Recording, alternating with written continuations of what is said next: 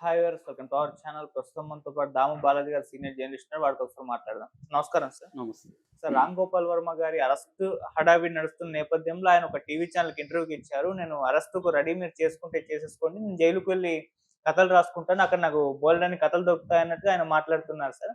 So ఆయనకు కూడా తను అరెస్ట్ అయిపోతాడని తెలిసిపోయింది. ప్రిపేర్ అయిపోయి ఉన్నాడన్నట్టుగా కనిపిస్తుంది సార్. అసలు ఆ ఇంటర్వ్యూలో మొత్తం ఏం చెప్పాడు? మరి ఆయన ఇంటర్వ్యూ గురించి చూస్తే మీకేమనిపించింది సార్? నిన్న ఆయన ఒక వీడియో రిలీజ్ చేశాడు. అది 9 నిమిషాలు ఉంది. అంతకుముందు వచ్చిందేమో 2 నిమిషాల లోపల ఉంది. దాని తర్వాత అది ఫుల్ వీడియో ఆయన తన ఆర్జీవి యూట్యూబ్ ఛానల్‌లో పెట్టాడు. అది కూడా చూశాను. ఇంటర్వ్యూ కూడా డీటెయిల్ ఇంటర్వ్యూ ఒక బిగ్ టీవీ ఛానల్‌కి ఇచ్చాడు ఆయన.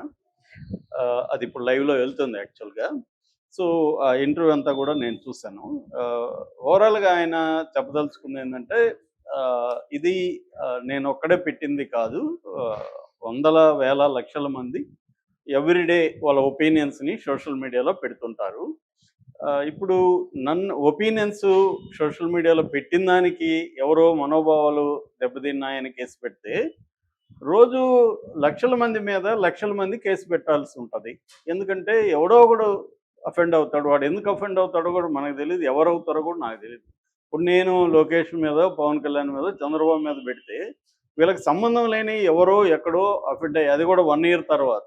1 ఇయర్ తర్వాత నేను ఇప్పుడు చూశాను, నేను అఫెండ్ అయ్యానంటే నన్ను ఆగమేఘాల మీద అరెస్ట్ చేస్తే ఈ ఇంకా దీనికి అర్థమేముంటది? ఇది సోషల్ మీడియా ప్రాబ్లం, నా ప్రాబ్లం కాదు.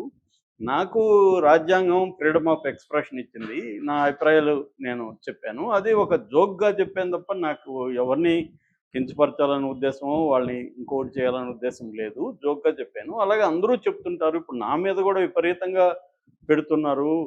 బులుగు కుక్క అని, ఇంకోటని పెడుతున్నారు. సో, నేను వాళ్ళ మీద కేసులు పెడతానా? పెట్టను కదా! అది జోక్‌గా తీసుకుంటాను.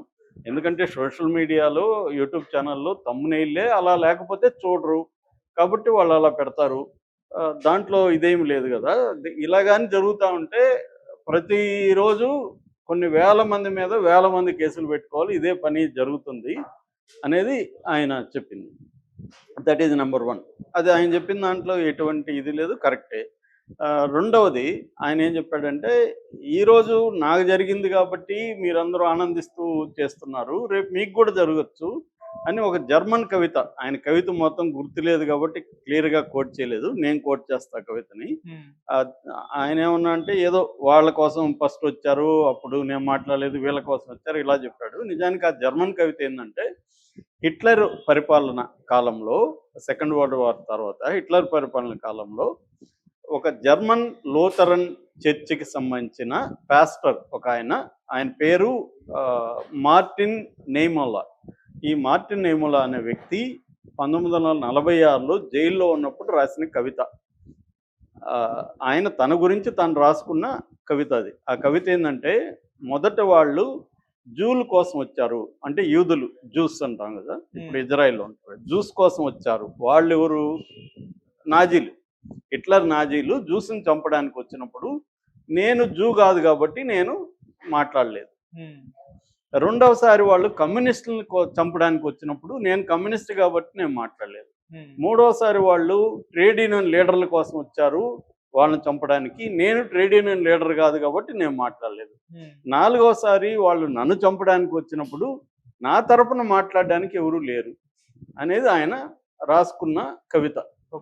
ఆయన ముందు హిట్లర్ని సపోర్ట్ చేశాడు. ఆ కాలంలో ఇంటలెక్చువల్స్ కావచ్చు, చర్చిలో ఉండే అనేక పెద్దలు కావచ్చు, ఎవరు కూడా హిట్లర్ వైలెన్స్ గురించి మాట్లాడలేదు.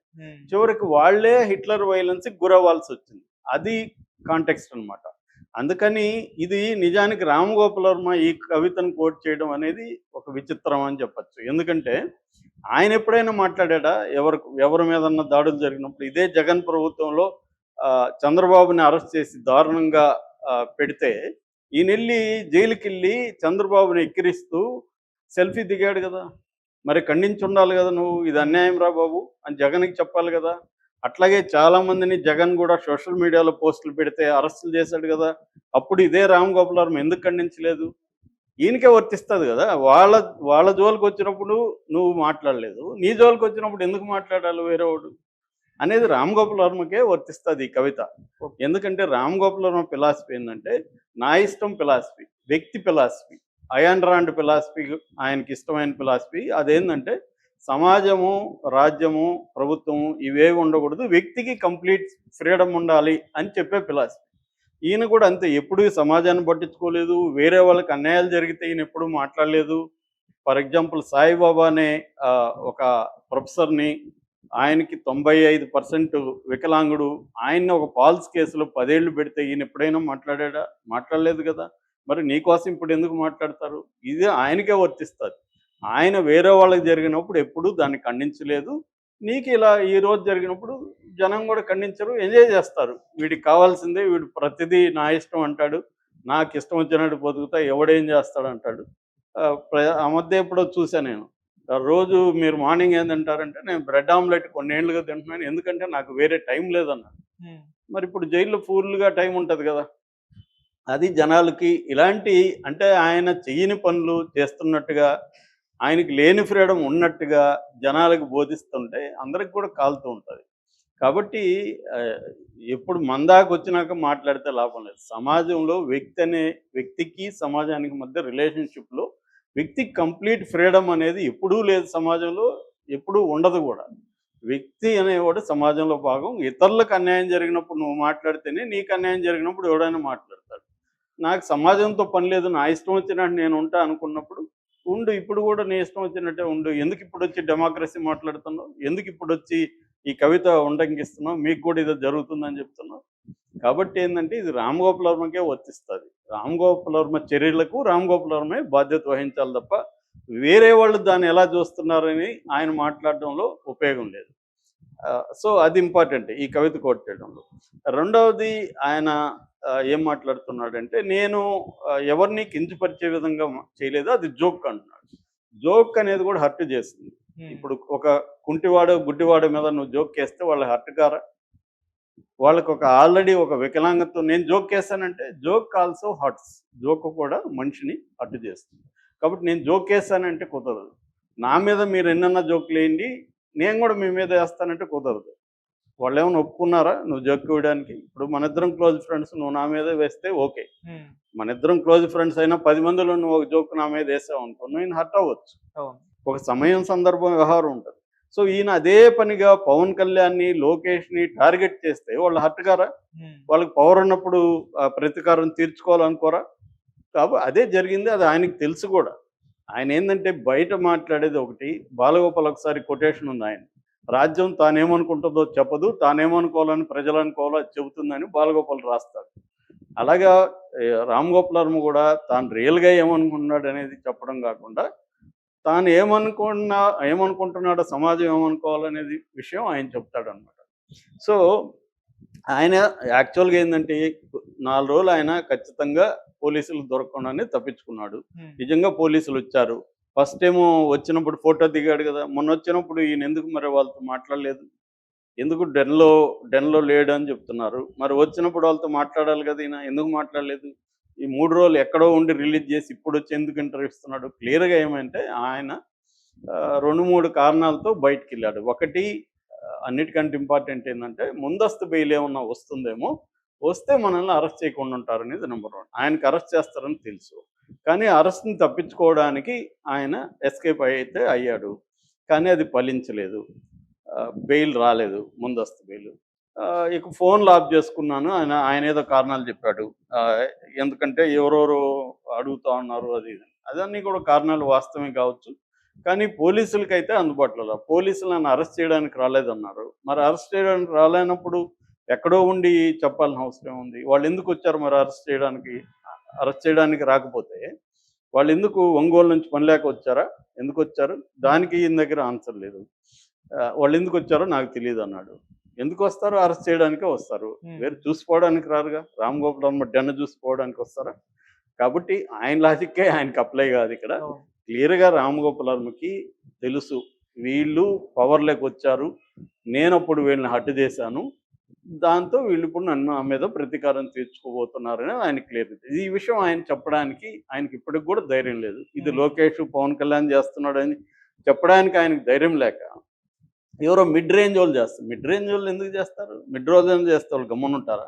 వాళ్ళకి తెలియకుండా మిడ్ రేంజ్ వాళ్ళు చేస్తారా? ఇది క్లియర్గా లోకేష్ పవన్ కళ్యాణ్ చేశారు. నాకున్న సమాచారం ఏంటంటే ఈయన దాన్ని మ్యానిపులేట్ చేసుకోవడానికి లోకేష్ని కలవడానికి ఎలక్షన్ ముందే ట్రై చేశాడు. కానీ అది లోకేష్ ఒప్పుకోలేదు. అట్లాగే తనకు తెలిసిన తన ఫ్రెండ్స్ అయిన ఇక్కడ రేవంత్ రెడ్డి కావచ్చు, రఘురామకృష్ణరాజు ఇలాంటి వాళ్ళంతా ఆయన కాంటాక్ట్ చేశాడు. వాళ్ళు కూడా చేతులెత్తేశారు. పవన్ కళ్యాణ్ సీరియస్గా ఉన్నాడు, లోకేష్ సీరియస్గా ఉన్నాడు, ఎవరి మాట అయినా పరిస్థితి లేదని వాళ్ళు చెప్పేశారు. చెప్పినప్పుడు ఇప్పుడు డెమోక్రసీ, నా కోసం ఎవరు లేరు, ఇవన్నీ ఇప్పుడు మాట్లాడుతున్నాడు. కాబట్టి ఇక్కడ ఏంటంటే మనం ఈయన తప్పు చేశాడా లేదా అనేది నేను చర్చకి వెళ్ళట్లేదు. ఎందుకంటే నిజానికి ఆయన కంటే ఘోరంగా చాలామంది మాట్లాడారు. కానీ ఈయన ఇన్ఫ్లుయెన్షియల్ పర్సను, ఈయన వాళ్ళ మీద వేసిన జోకులు కావచ్చు, వాళ్ళ మీద వేసిన సినిమాలు కావచ్చు, దీని ప్రభావం ఎక్కువ. అందుకని వాళ్ళు ఒక ఎగ్జాంపుల్గా ఇతన్ని పనిష్ చేస్తే ఇంకోడికి ధైర్యం ఉండదు ఇలాగా అనేది వాళ్ళు నిరూపించదలుచుకున్నారు. దానివల్ల ఈయనకి ఏమన్నా కొంపలు మునిగిపోతా అంటే ఏమి మునిగిపోవు, వాళ్ళకి కూడా తెలుసు ఈయనకేమి దీనికి ఉరిశిక్షో లైఫో పడదు. కానీ ప్రాసెస్ ఇస్ ద పనిష్మెంట్ ఇండియాలో. అంటే ఈయన కోర్టులను ఎదుర్కోవాలి, కేసులను ఎదుర్కోవాలి. ఈ చికాకుని ఈయన కలిగిస్తే రామ్ గోపాల్ వర్మనే వదలలేదురా బాబు మనకెందుకని చాలామంది అనుకునే అవకాశం ఉంటుంది. సో ఈ ఒక గుణపాఠం లాగా ఈయనకు ఒక లెసన్ నేర్పిద్దాము అని పవన్ కళ్యాణ్ అనుకోవచ్చు, లోకేష్ అనుకోవచ్చు.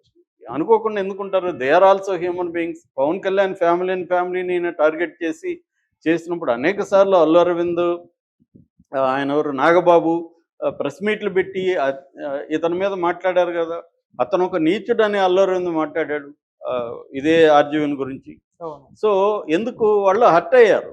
నువ్వు జోకులని నీకు అనుకుంటావు. ఇప్పుడు నేనెవడినో ఒకని గీరికి నేను ఆనందిస్తాను, వాడికి నొప్పి తగులుతుంది కదా.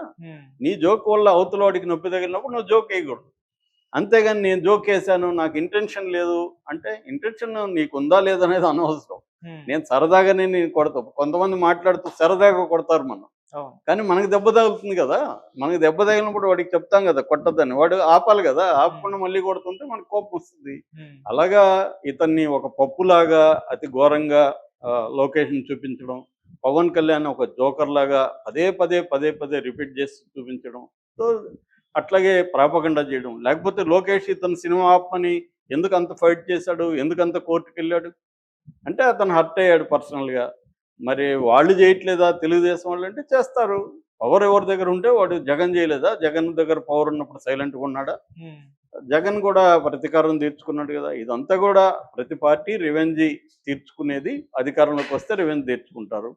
ఇప్పుడు వాళ్ళు ఎవరెవరి మీద కోపం ఉందో వాళ్ళు తీసుకున్నారు. ఇప్పుడు మన ఒక శ్రీరెడ్డి లాగానో లేకపోతే పోసాని మురళి లాగానో ఈయన కూడా పబ్లిక్ అపాలజీ చెప్పి, సారీ బ్రదర్ నేను పొరపాటున ఇలా అన్నాను, నేను ఇంకా